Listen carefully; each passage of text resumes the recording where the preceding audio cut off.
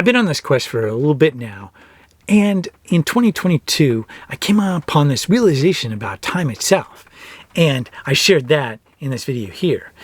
It was a powerful realization that got me to rethink kind of some ideas on how time is used and how to change my perspective a bit on time itself so that I could have more autonomy in my life and more choices. And the use of time in a regular sense is an unconscious thing. And when I consciously use time in different ways, I get a bit more control of my life back. Especially with that in mind, then I'm now sharing some powerful realizations that I've had in 2024. These realizations come in two different parts. And before I tell you all this, I just want you to know this is all for entertainment purposes only. What you do with the information is up to you. This is a perspective, has very little to do with reality as we know it in the normal sense. So with that out of the way, let's look at what the realization was and how it can actually maybe change how you move forward in the chaos that's going on around the world. Okay, so the first part of this realization is basically that 90% of everything that we experience on the day-to-day is basically total garbage and designed to distract you. There's very little of what we've got going on around us that has any real purpose in an intentionally driven life. You go into the grocery store, 90% of what's there is garbage. You go and look at any media, and 90% of what you're going to watch is garbage. Now, that said, within that distracted media and all the garbage, there's going to be some kernels of truth. They have to have some ingredients in there amongst the garbage that's going to make you feel like it's okay. I mean, if it's 100% garbage, you're going to realize it. But if you keep it so there's a couple kernels of truth, a couple kernels of real food, then yeah, you're going to buy into it a bit easier, right? Okay, so that's the first part. The second part of this has to do with the war that's going on right now. And this part is big. Also has to do with this cool show that I stumbled upon and started binge watching. It's called Continuum. It was aired in like 2013 to 2015. Although it's an older show, the ideas are very relevant to today. And it all has to do with basically the simple idea that corporations are taking over control of every aspect of our lives. And it's right about now when we have the ability to ensure that we use tech in a responsible way. If you've been listening to Greg Braden, he talks a lot about this, how we have technology, soft technologies inside of us, that we have these abilities that take more development than just plugging into, some tech. A lot of times in movies, it's like, it's black and white. These are the good guys, these are the bad guys. And really, it produces a much richer gray area that life is more built upon than black and white. In and amongst the show are these things that are happening right now that kind of point to the fact that we have no idea, like literally no idea who is fighting who and what technologies they're using in this fight. You know what I mean? Like, we get these little bits of clues and information, and we're sharing them and arguing amongst each other these different ideas. And it's much like having an elephant in the room and everybody being blindfolded and then feeling the different parts of the elephant and arguing that what they're feeling is the truth. And they're all describing the larger whole, the elephant. So they're all going to have aspects of truth. And it keeps us arguing amongst each other and never really getting to the truth. We will never really get to the truth because the information, the source of information that we're getting is not going to be deep enough. And this war has been going on for a long time. I mean, you can go back in history and there's a lot of different channels that delve into that, and it's so good. But again, we're not going to get the information that we actually need. We're just going to get kernels, bits of truth. The 90% is going to be garbage, and we're going to get bits of here and there. But never are we really going to get the whole truth. That's because things happen along the way, like the burning of the Library of Alexandria. I know it happened a long time ago, but that's all part of this war. It's all continuing, right? And so you also have things like the Smithsonian coming along, and when there's grand discoveries made, what do? They come up along to help things, and what ends up happening? all that they've discovered suddenly disappears and never sees the light of day. Or they'll use technology that we think couldn't be available to us and is easily available. And they'll do things like get rid of the tech billionaire recently. A bit of weather patterns that didn't affect anyone else in the immediate area and have no basis in what we have actually seen as real in terms of weather patterns. So it's one of those, oh, it just happened to happen. One of those coincidences, right? But it's using technology that we don't know is available. It all seems like magic and it's a blip. But all these decisions are being made, ships go down, the Titanic goes down with all the people that just happen to be against the Federal Reserve. Oh, geez, look at that. Oh, no, that's such a coincidence. Oh, the tech billionaire. Oh, geez, what a travesty. But, stuff happens, The more that we connect the dots, the more it gets confusing. And that's because we're not going to get access to all the different information. All the people that are controlling things, maybe not people, who knows what's really in control. All those are going to be behind the scenes. We're never going to see those. All we see are the puppets. And their strings are being drawn in ways they don't even understand. And we don't even know what's being fought over. One thing is clear, though. Very clear. One part of all this war is a battle for our mind, body, and spirit. They want our energy. They want our control of what we do on this planet. That's clear. For what? Is it food? There's all these different theories on why that is. It's not for money.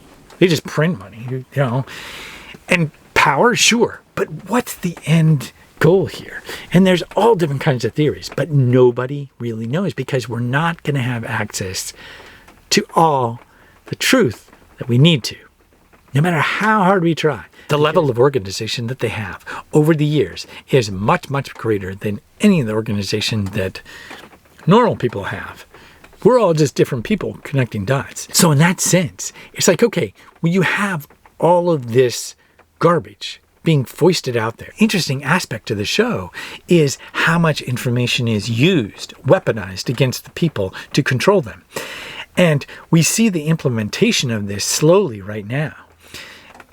For example, right now, it's voluntary to basically go and have yourself monitored by the insurance company for a little bit lower rate. They'll monitor all your driving, your braking habits, whether you're speeding or not.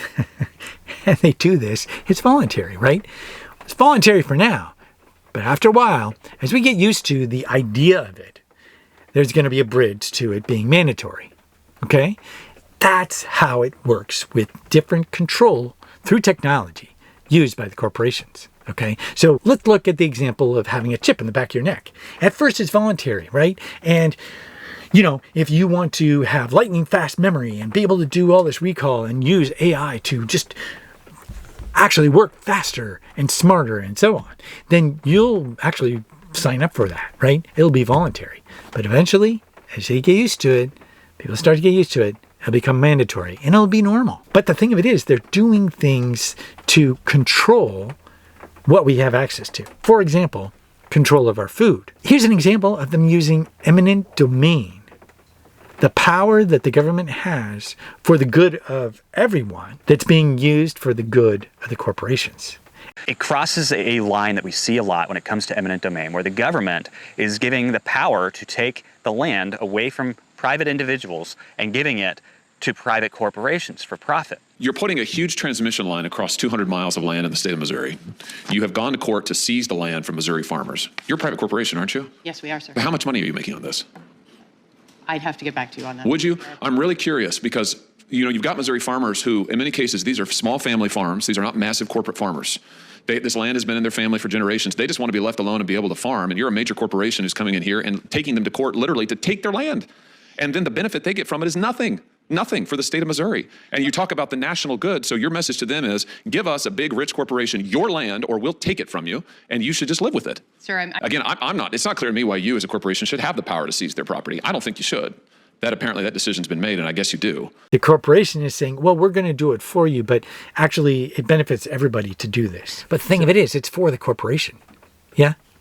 So there's not the same oversight, not the same laws in place, none of that. So they have the corporations still do it, right? Why doesn't, if it's eminent domain, then the government should still be doing it, and therefore have the same restrictions and guidelines and rules and so on, right?